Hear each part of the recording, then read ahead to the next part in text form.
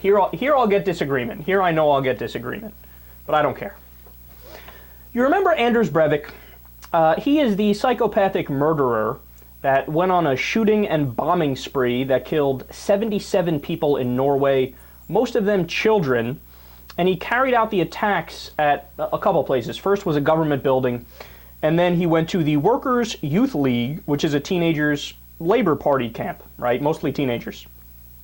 And what this guy is, he's a Christian terrorist. He wrote it in his manifesto, and he thought that he was stopping the spread of liberalism, right? Because the Labor Party, left-wing. He thought he was stopping left-wingers from taking over.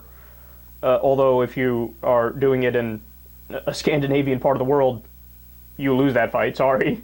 And he thought he was stopping the Islamization of the country. Okay, so of course he was found guilty, locked up. Well, he's now going to be allowed to take college courses.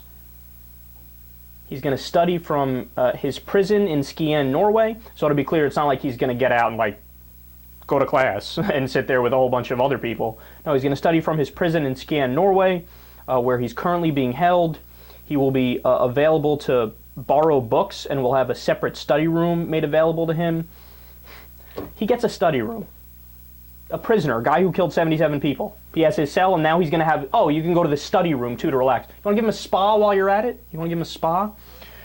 He also originally had his application rejected. His formal application was rejected by the university, which said he was not academically capable of pursuing an official degree. But, there's a big but, the university will still allow him to take individual subjects within the political science field. On Thursday, The Guardian published an editorial about this by a guy named Ole Petter Ottersen. I think I'm pronouncing that correctly. He's the rector of the University of Oslo. This guy explained that Norway's laws allow inmates to pursue higher education while they are incarcerated, and that Breivik should not be an exception to those rules.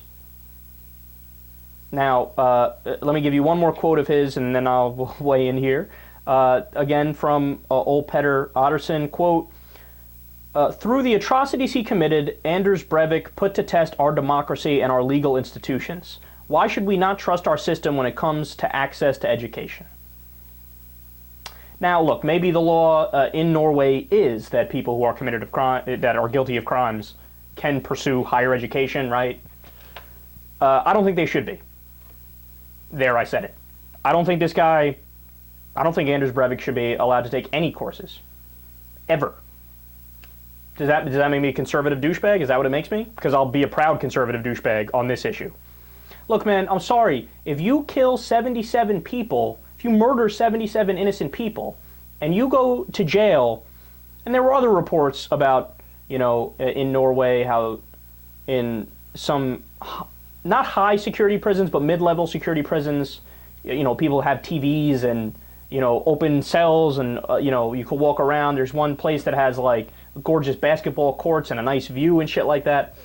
Now, look, am I saying that the United States has it right when it comes to criminal rehabilitation and criminal punishment? No. The United States gets it dead wrong in the other direction. We are too focused on punishment in all circumstances, and our recidivism rate is incredibly high. Theirs is lower, and they treat their criminals better. And in fact, oftentimes, through rehabilitation, they actually rehabilitate them. So on a spectrum, would I lean more towards their system or our system? Honestly, probably a little bit more towards their system and towards rehabilitation, right?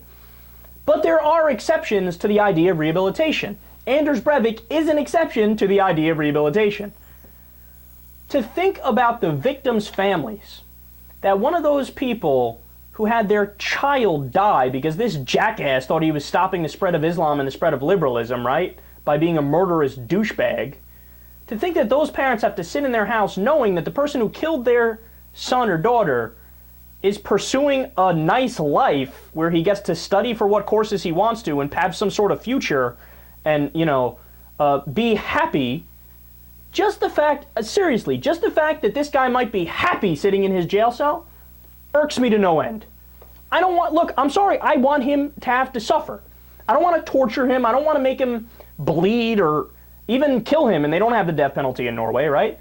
But you gotta feel something. You have to know that what you did is wrong. If we put you in a nice room and you have a study room and maybe a TV and all your friends around you and you get to take courses, you're not feeling anything. You know what you are? You're a student in a dormitory if that's what you're going through.